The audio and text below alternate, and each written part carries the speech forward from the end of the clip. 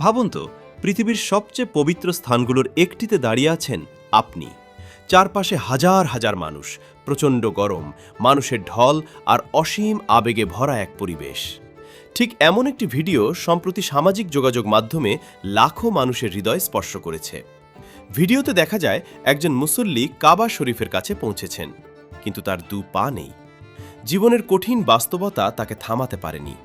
শারীরিক সীমাবদ্ধতা থাকা সত্ত্বেও তিনি আল্লাহর ঘরে এসেছেন শুধুমাত্র ভালোবাসা আর বিশ্বাসের টানে। তার চোখে ছিল একটাই স্বপ্ন, কাবা শরীফের কোনায় অবস্থিত পবিত্র হাজরে আসওয়াদ বা কালো পাথরের কাছে যাওয়া এবং সেটি স্পর্শ করা। কিন্তু সেখানে পৌঁছানো সহজ ছিল না।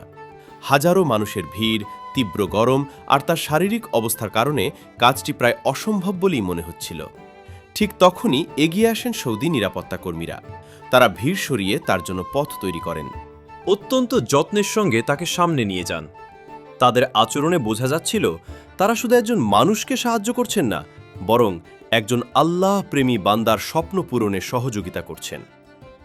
এরপর আসে সেই মুহূর্ত যা লাখো মানুষের চোখে জল এনে দিয়েছে। তিনি ধীরে ধীরে পবিত্র পাথরের কাছে পৌঁছান, কাপা হাতে সেটি স্পর্শ করেন, তারপর মাথা ঝুঁকিয়ে চুমু দেন।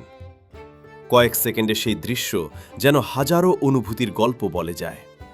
চারপাশের অনেক মানুষ আবেগে আপ্লুত হয়ে পড়েন। ভিডিওটি দেখার পর অসংখ্য মানুষ লিখেছেন, আল্লাহর ভালোবাসার কাছে কোনো বাধাই বড় নয়। আবার কেউ লিখেছেন, যাকে আল্লাহ ডাকেন তাকে কোনো কষ্টই থামাতে পারে না। আসলে কাবা শরীফে পৌঁছানো শুধু একটি ভ্রমণ নয়, এটি হৃদয়ের টান, বিশ্বাসের শক্তি এবং স্রষ্টার প্রতি গভীর ভালোবাসার প্রতীক। দুই পা না থাকলেও এই মানুষটির ছিল অটুট ঈমান, আর সেই ঈমানই তাকে এমন এক মুহূর্তের সাক্ষী করেছে যা আজ কোটি মানুষের হৃদয় ছুঁয়ে গেছে।